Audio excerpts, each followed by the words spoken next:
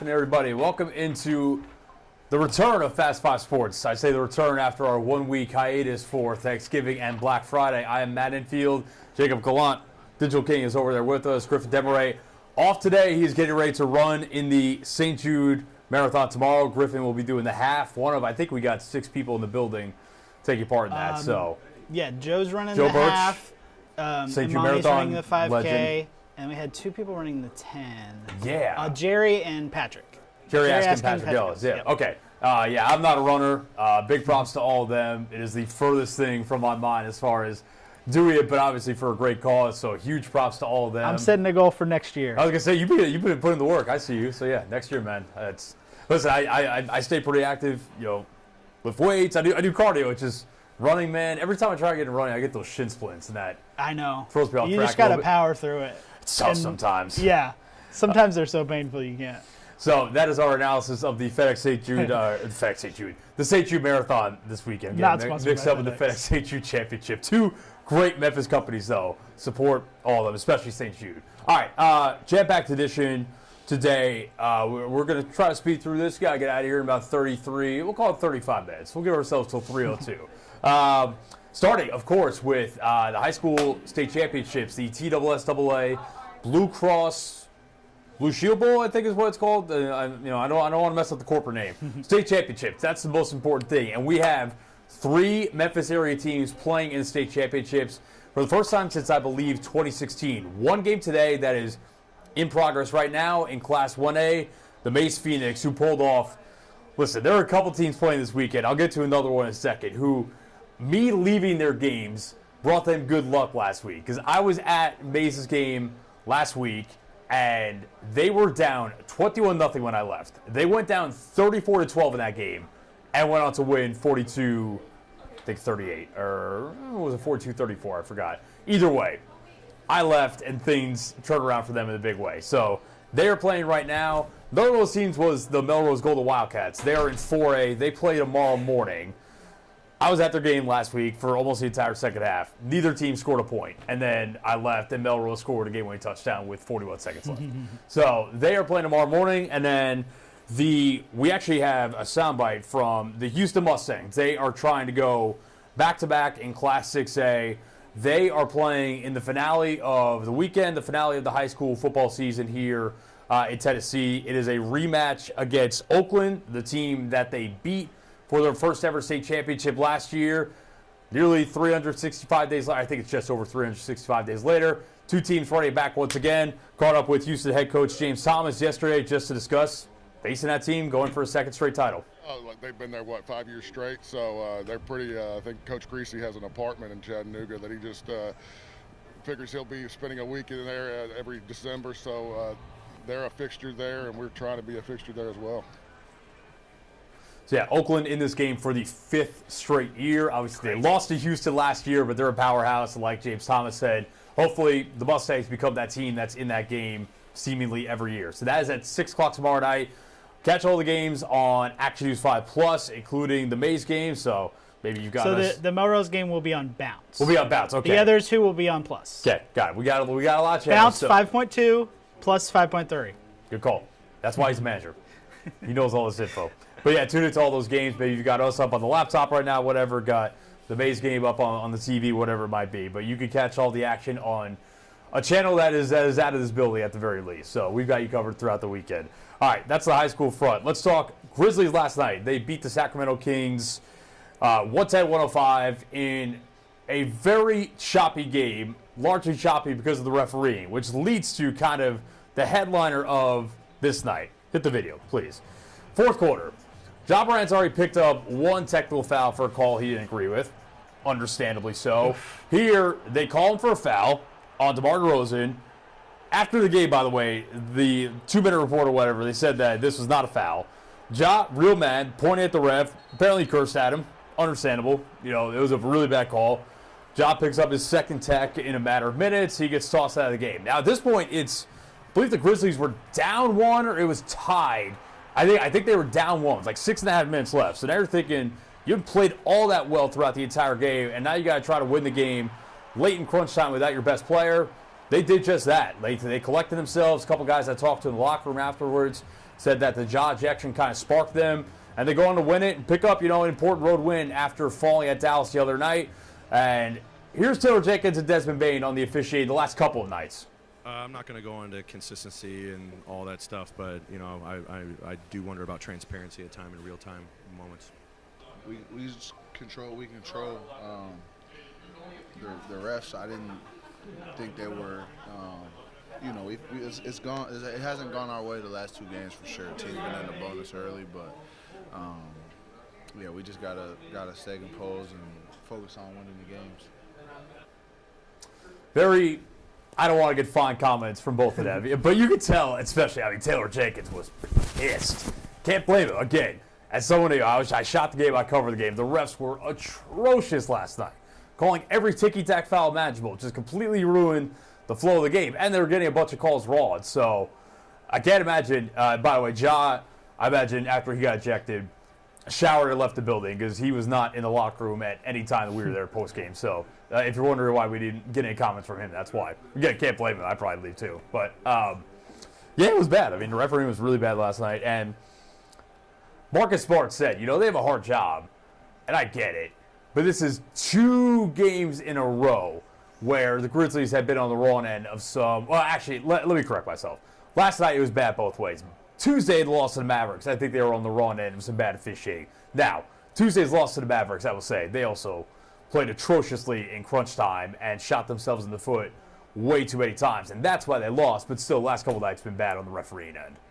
Yeah, and I think they got bailed out a little bit by the Kings not playing very well lately. Yeah. They've been kind of messy. But Performing for sure. Just the penalty, it just wasn't. It was like nothing. Yeah. The foul. It was. DeRozan kicked his leg out of anything. Yeah. It's a problem kind of league wide. It's just the inconsistency. A lot of guys hunt fouls. I'm not saying DeRozan does. I'm not saying he doesn't, but I like DeRozan. There are worse foul hunters than him. Right. I think referees just kind of get caught up in that, and they're thinking it's I don't know. It's a problem league wide, especially with guys like Embiid and Luka and. Hey, my guy, I'm a Knicks fan. I love Jalen Brunson, but my guy is a foul hunter for sure. I can admit that. Yeah. Harden, obviously, Harden used to be the master at it. Still kind of is. He just doesn't have the same profile that he used to, so it doesn't get kind of publicized as much. But, yeah, man, I get it. It's tough. There are some crews in the league that do a great job, but the ones that go out of their way to make it about them, inadvertently or whatever it might be, man, we didn't come to watch you. No one paid their money to watch those refs eject Ja last night. Yeah, but on the other end of it, it's like Ja's got to keep his cool in that situation too, because it's a bad penalty and everybody kind of agrees, but he's got to keep himself into the game. I was thinking last night, I said afterwards, that was, I think, the quietest Ja Morant game I've ever covered. Yeah. There were some times where he was on the floor last night where you're like, why is he not touching the ball? Part of that was the Kings. I thought his shot selection was, I don't know if it was bad, but there were a couple times where he settled for threes, and they weren't terrible looks at three, but they weren't falling. I'm like, dude, get to the cup. I mean, this is what you do better than basically anyone in the league. And it does say, again, like I like that they won this kind of game where your best player plays probably his worst game of the season. Then he gets ejected with half the fourth quarter left. You don't really play your best game as a whole. It's choppy. Kings take a double-digit lead in the third quarter. You just kind of gut it out. It felt like a gritty Grizzly win, as the phrase goes, I guess. And especially after just peeing down their legs in crunch time on Tuesday night, to kind of do the opposite last night and find a way, even when you're not playing your best, I think is a good sign. So I think it's interesting that it doesn't feel like we've gotten the best of the Grizzlies yet, and they're still fourth in the West at 15-8. So they're in an incredible spot. Yeah. And it still feels like they've got work to clean up that they can get even better. And reinforcements theoretically on the way. Now, Taylor Jenkins said pregame yesterday, Zach Edey wasn't progressing the way that they wanted when he was working out down in South Haven, so his return is still a couple weeks away. I know they're hoping it was going to be this weekend, but that's postponed a little bit now. G.G. Jackson, we're looking at another probably 6 to 8 weeks. He'll be back on the court. Vince Williams Jr., I think we're a couple weeks away from an update, and then hopefully he's back soon as well. So, I don't think they've hit their peak yet, not anything close to it. I think they're still kind of ironed out some kinks, and they're still in a good playoff spot. Now, must be said as well, and I said, good teams take care of bad teams. They've played a lot of bad teams lately, but they've beaten them. They've done what they're supposed to do, and you just hope that they can elevate their game a little bit in December because the December schedule is a lot tougher and is a lot of road games. So I do have the upcoming schedule. The next 5? Available. The next 5. So it's, obviously, you look at the first one right there. You go on the road to play the defending champs, and not the best team in the league record-wise, but I think the overwhelming favorite to win the championship again. That Wizards game, man, the Wizards are just absolutely garbage. Just a really terrible basketball. They're miserable, and it's kind of a good thing that that's the back-to-back second night because Washington's a huge mess. Yeah, you could go all out to try to win Saturday, and then if you want to give some guys a little breather on Sunday, I think that the 6th, 7th, and 8th guys off the bench could take care of business. I imagine Taylor Jenkins might give some guys a breather on that night. So the Brooklyn game, that is going to be next. Today the 6th. I believe that's next Friday. That's a replacement. So I think the Brooklyn game and that is next Friday. I believe the Brooklyn game and that Lakers game, if I'm not mistaken, are both kind of replacements for the fact that they didn't make the NBA Cup knockout round. So, I mean, the Nets have been a thorn in their side this year. So they've lost both games, including one of them here. So hopefully they can get some revenge on them. Lakers, obviously, in theory, hopefully Ja's playing for that one, and that'll be the first time that Ja has faced them since, the back and forth with LeBron and his very strong comments post-game a couple weeks back. And the Lakers are also a bit of a dumpster fire right now, especially defensively. How are you feeling about that J.J. Redick Coach of the Year? Hey, that was my dork. Hey, my favorite, looking kind of nice, though, Jamal Mosley. Yeah. That was my favorite pick. He's looking kind of nice right now. Magic playing well. They got blown out by my Knicks the other night. All right, want to hit on NBA Cup predictions real quick? What do we got? What are the 8 again? Hold on, let me see if I can remember it. Knicks, Hawks, Bucks. Yep. Magic. Out of the East. And then the West is going to be OKC, Houston. Did Dallas make it? Yeah, Dallas is playing OKC. And then is Golden State the last Houston's playing Golden State. Yeah. Okay. It's interesting because I don't think anyone would peg these as the 8 best teams in the league, but that's kind of what makes the NBA Cup interesting. Well, that's at the top. It's not the best teams in the league. Right, and the top 2 teams in the East are not in it in Boston and Cleveland. Right. Yeah, that is interesting. I know it's hard to believe Cleveland didn't make it. Yeah, or Boston. I don't. Boston got upset by the Hawks, but I figured they would just recover from there. But I mean, it's 4 games, so you don't have a lot of. But yeah, Atlanta upset Cleveland too as well. Yeah. Weird. So. Atlanta. Trae Young's having a really good season. His scoring's down, but he's averaging like 12 assists. Dyson Daniels, what he's done for the defense. He's awesome. And Jalen Johnson. Yeah. He was your most improved pick, right? Yep. He was. I like his game a lot. I don't know if he's going to win that award, but he's a hell of a player. So just shout out, my dark horse pick for that award hit a triple-double last night. So who's he in? Dosunmu. A good player. For the Bulls.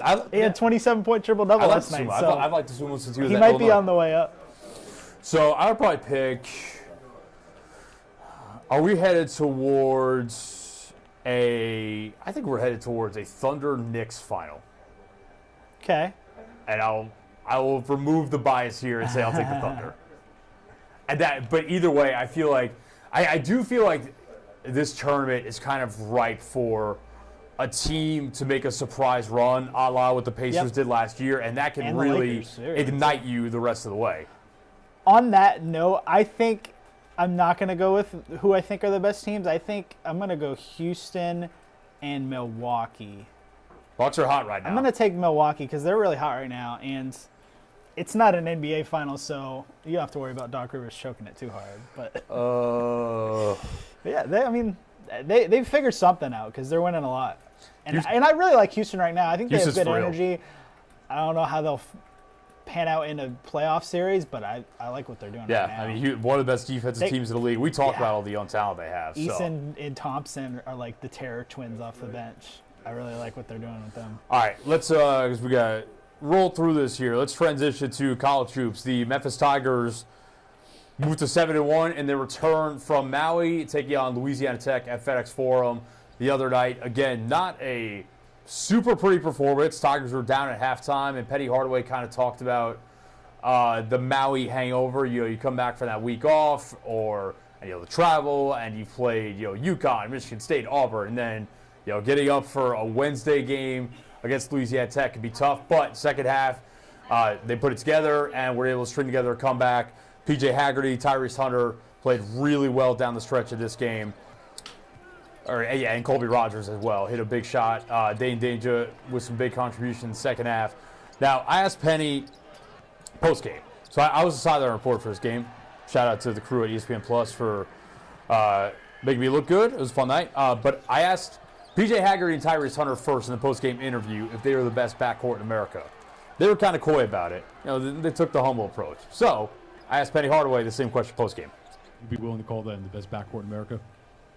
I would be willing to call that. That's not even, that's just my confidence in the guys that I have. But I go even further and say the best trio of guards with Kobe. You can't leave Kobe Rogers out, man. I love PJ Haggerty and Tyrese Hunter, but Kobe Rogers is a bad boy. Those three guys are really good, and I'm glad we have them. But, no, I wouldn't be. Maybe they should stay humble, but I can say just being a guard, just watching guards every night, that they could arguably be that.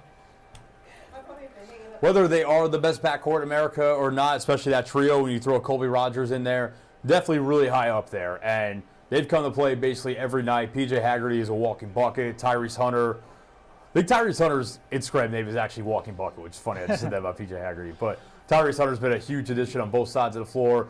And Colby Rogers was kind of a more unheralded portal addition, but I watched him at the AAC tournament last year when he was with Wichita State, dagger Memphis with a three late in that game, and then walk by the Memphis bench to do the. So, and any Memphis basketball fan that's watched their games with Wichita State the last couple of years knows he's a good player. So, yeah, they're gelling right now. They're 7-1, nice little bounce back. I also sneakily think I was talking about this with my guy Kenny Stubblefield from Bluff City Media. I know, on paper it's Louisiana Tech. Just a reminder, Louisiana Tech is projected to win Conference USA. We might look back in March and say that's a better win than any home conference game this year, especially with some of the trash that the AAC has put out this year with UAB and Tulane and just a lot of bad losses throughout the conference. So, yeah, that win could sneakily look better than anticipating because Louisiana Tech could be a tournament team in their own right. They were really good last year in Conference USA, project to be once again this year. So you'll take it. Next up, we have the upcoming schedule for this because we have a regional rivalry of sorts this Sunday. I actually look forward to this one against Arkansas State this coming Sunday. I believe that is a 3 p.m. tip. I think that would be, I will say the crowd on Wednesday night wasn't great, but I think that Sunday, weekend game, and I'm sure a lot of people are going to travel from Jonesboro or just eastern Arkansas in general. And obviously, there's a lot of Arkansas State alum in Memphis and the Memphis metro area. So I think that'll be a fun game. And then, man, that's a fun little non-conference schedule after that as well. Road game at Clemson. They beat Clemson here last year. Clemson just beat number 4 Kentucky a couple of nights ago. So that's going to be another really good early season test. And the Tigers have had a bunch of them already. Then they travel to Charlottesville to take on a Virginia team that obviously lost head coach Tony Bennett to resignation. Still with us, but just not the head coach of the Cavaliers anymore. So that'll be an interesting one. And then back-to-back, Mid-South rivalry games, both home games. Your boys, how are we looking? They just had a dominant win over Pittsburgh the other night. Yep. Won by, I think it was 30-something, 35 or something like that. And I know Ole Miss basketball is rolling as well. They thrashed, I think, Louisville the other night. And Louisville, TBD on where they are, but they look better than they did the last couple of years. So, it's going to be a fun end to the calendar year for the Tigers. And then after those games, we get in the conference play, and that's what really matters. And hopefully they can dominate the AAC this year, unlike they did last year. Because last year, obviously, it was really good non-conference, and then conference play rolled around, and things kind of fell apart. So hopefully they can pick up a couple more. Maybe great if they can win all those games, but definitely a couple more of those non-conference wins, bolster that resume, get in the conference play, take care of your business, and you should be playing high-level basketball games in March. All right, with that, we have to take a quick 30-second break. We'll be right back to talk little Tiger Bowl game action, NFL Week 14, and we'll finish up with some trivia. Stay with us. We'll be right back.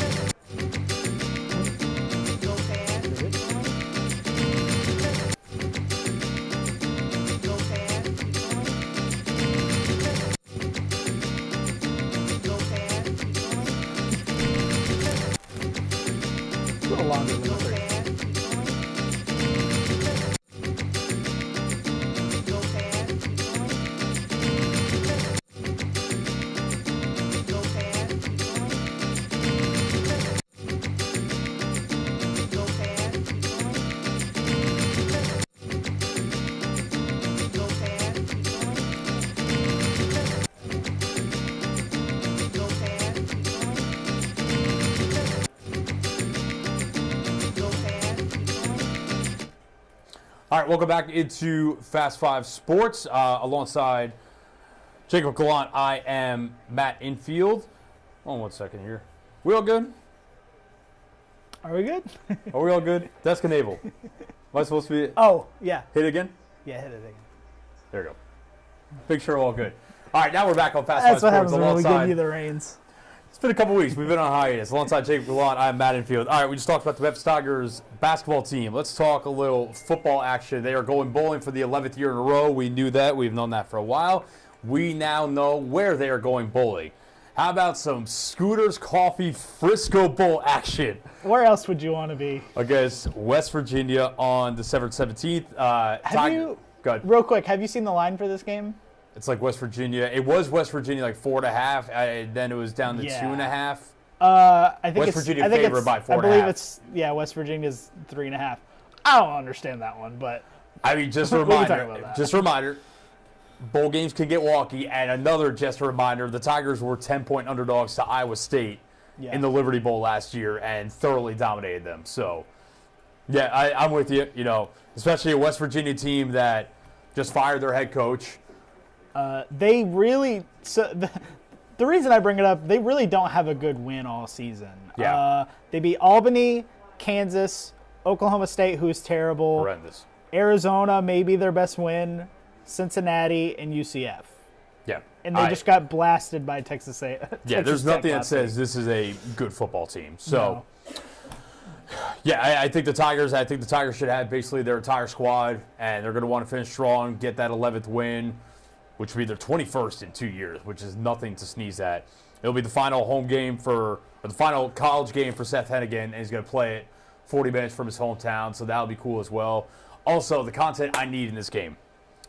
Did you see what happened last year in this game? I didn't know this thing. The winner, I forgot who won this game last year. They got an iced coffee bath instead of a Gatorade I love bath. that. Ride Silverfield, good you are stuff. on notice. I need you getting an iced coffee bath after this game so badly.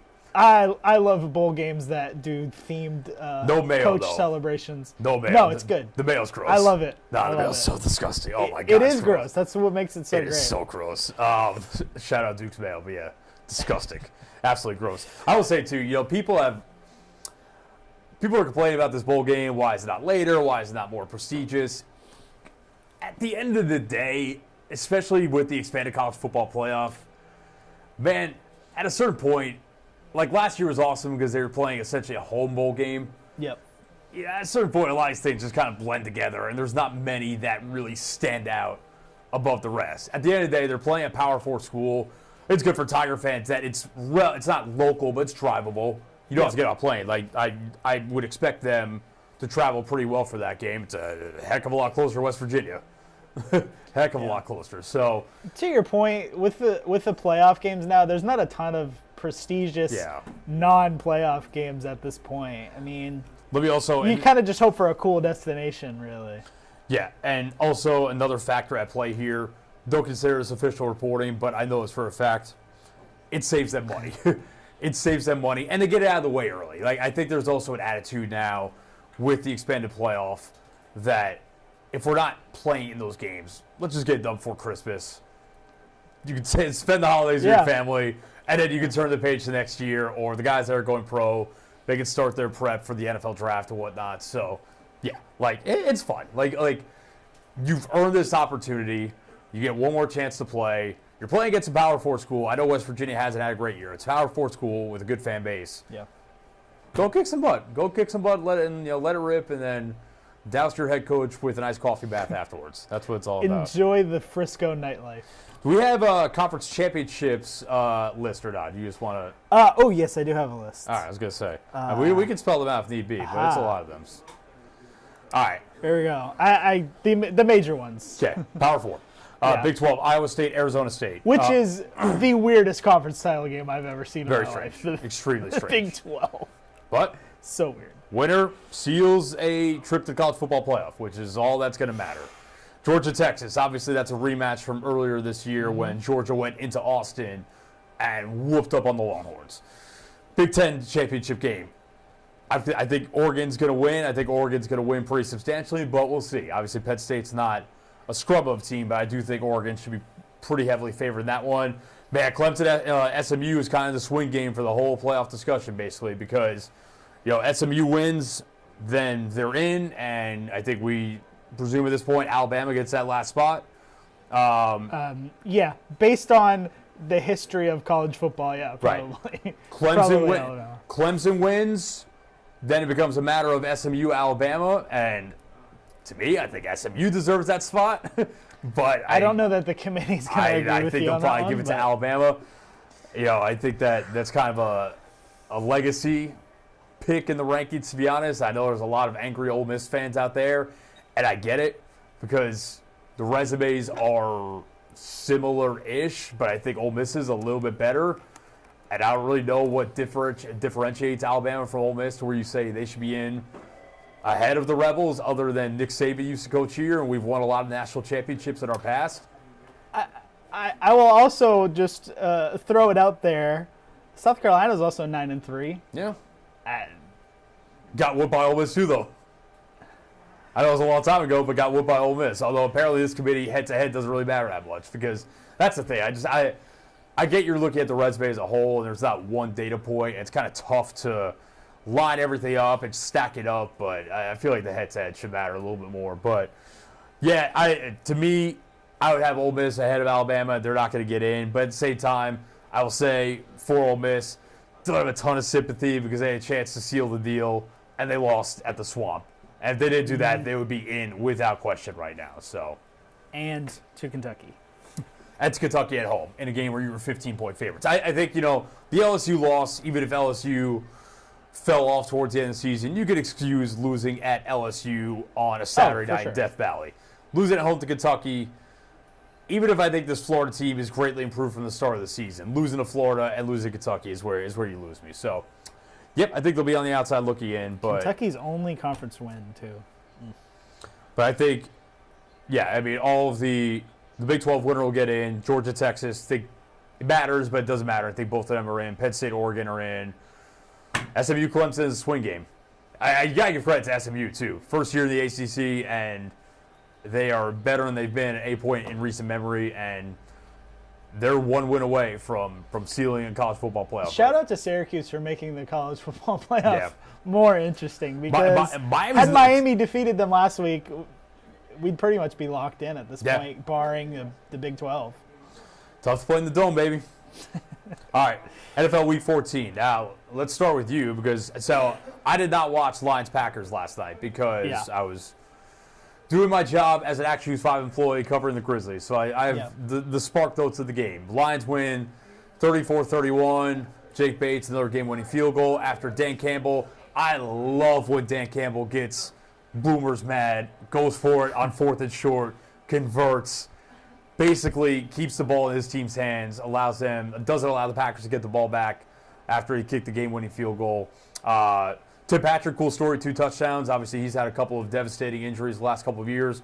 Josh Jacobs, man, if you got Josh Jacobs on your fantasy team, you're feeling real good right now. Hat-trick of touchdowns, but yeah, I think from what I saw, one of the better Thursday night games of the year.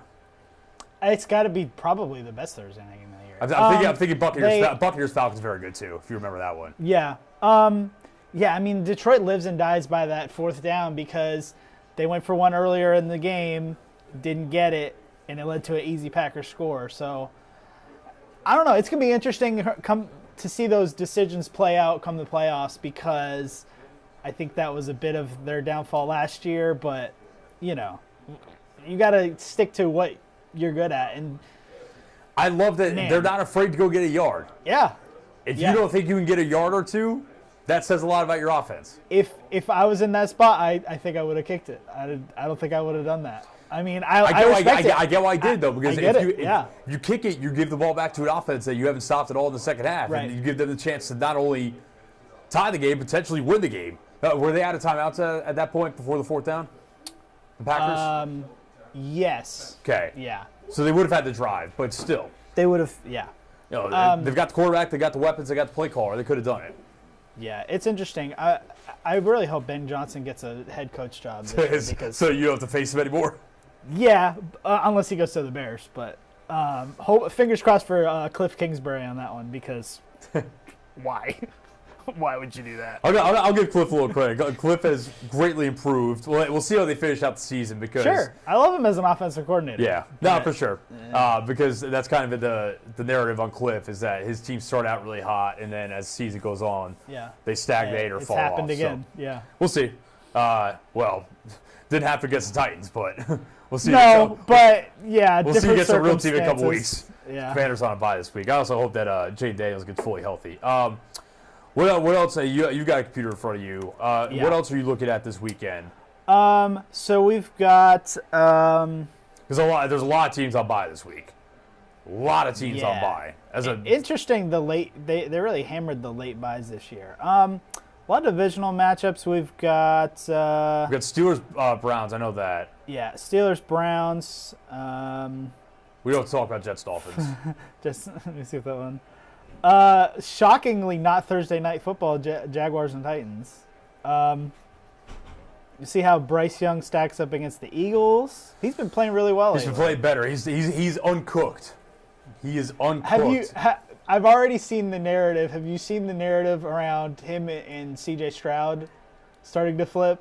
Like over Bryce better than Stroud. Over their last 5 games, Bryce has been way better. Oh yeah, over the last 5. I still think that we can't ignore what we saw from CJ last year. No, but Texas are a bit. CJ's struggling right now. Too. Yeah, their offensive line is problematic. They're a bit of a mess right now, even if they're winning. Texans are on a bye. A lot of good teams on bye too. Commanders, Bills. Sunday night on Action News 5 is Chargers and Chiefs. I like that game a lot. And then the Monday night game is Bengals and Cowboys. Because they couldn't move the Simpsons. Right, because they're doing the Simpsons game. Yeah. Bills Rams is interesting. Yeah, too. I think Bills Rams could be fun. Wait, did I say the Bills are on a bye? No, sorry. They're not. They're playing the Rams. That's right. They're going to sunny LA after a little snow action last week. I like that Sunday night game that you catch right here at Action News 5 though. Chargers seems to be a lot of fun. Chargers playing really well lately. Yeah, but they weirdly struggled against the Falcons defense last week, which I think the Falcons defense isn't that good, but for whatever, I mean, the Chargers won because Kirk Cousins threw 4 duck interceptions. Just really bad stuff from him. So see if he can bounce back this week. Oh, we got the Kirk Cousins revenge game this week. Falcons-Vikings. Yes. That could be a really tough matchup going up against his former team's defense.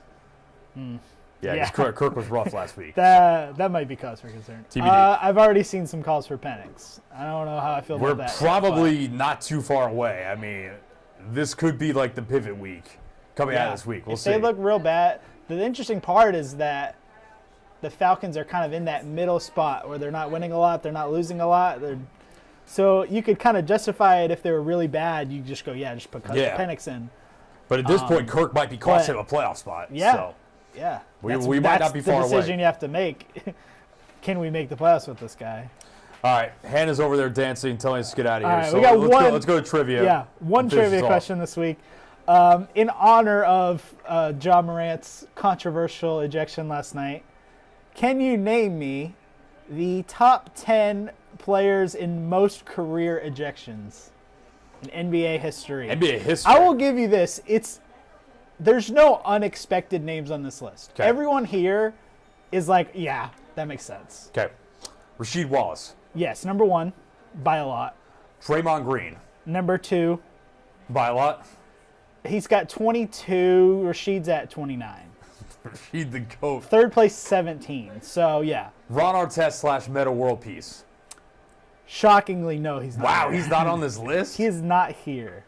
You got to have 12 to get on. This is actually a top 11 because there's 3 guys tied at 9. Michael Jordan. No, not here. Ben Wallace. Not Ben Wallace. Okay. There are... Dennis Rodman. Yes, Rodman's got 12. There are a few guys that played for the Knicks on here. A few guys that played for the Knicks. Patrick Ewing? No. Latrell Sprewell. No, surprisingly not him either. Yeah, that's definitely someone I would have thought. Knicks are like the 90s Knicks? I think this guy was 90s or 2000s. He played. Is J.R. Smith on He this was list? on the Knicks from 91 to 96. Charles Oakley. No. What? John Starks? No. Okay. I'm stuck. I don't know. Okay, let's keep going. A couple legendary big men on here too. J.R. Smith on here? No. Not Jr. Shaq? Yes. Okay. Shaq's got 14. Shaq's at 14. Nice. Okay, I see you, Shaq. Let's see. Not Duncan, not Robinson. Legendary big man. Not Kareem, right? One recently retired. Well, two of them pretty recently retired. Two of them recently retired. This guy might not actually be retired, but he's not in the league. Legendary big Nobody man. on the league, and nobody's active on this. Nobody active, right, except for Draymond. Right. Uh, One of these guys was on the Grizzlies for a stint. Had a famous incident, I think, while he was on the Grizzlies. famous incident. Famous incident with another former player / coach. Man. So no, like, is TA on here? Like Zebo, none of them, none? No, none of those guys. Yeah. A former first overall pick is on here. Well, more than one, but. Man, you know what? I think we're going to tap out because we got to get out of here. All So right. who do we got? So number 3 is Dwight Howard. He's Really? third all time, 17. Fourth place, the guy I was trying to get you for the Knicks was Anthony Mason. Ah, true. Rest in peace. And then Charles Barkley. They're tied with 16. Oh, Charles. Yeah, I should have got Charles. Yeah, for sure. Tied with Shaq is DeMarcus Cousins. Bookie. 8th place with 13 is Matt Barnes. Famously drove to go fight Derek Fisher. Oh, I forgot Matt Barnes played here. Yep. Yeah, he was the Grizzly. And then with 12, tied with Rodman, is Reggie Miller and Kenyon Martin. All those kind of track to except Dwight Right. Howard maybe not as much, but the rest of them kind of track. Yeah. I They don't all remember- kind of make sense. You go, yeah. that makes I don't sense. remember Dwight getting out with the refs that much. Okay. All right. Great to be back for Fast 5 Sports. We will be back again next Friday, unless there's something I don't know about. Plans to be back next Friday. Hopefully, I'm planning on it. hopefully Griffin will be with us and we'll have a more complete episode next week. All right. But for now, that is Jacob Gallant. I'm Matt Enfield. Watch all our shows today. Stay tuned in to Actions 5 Plus and Bounce, where you can watch all the Memphis schools, Mays, Melrose, and Houston play in the high school state championships in Chattanooga. We'll have you covered throughout the weekend. But for now, we are out of here. See you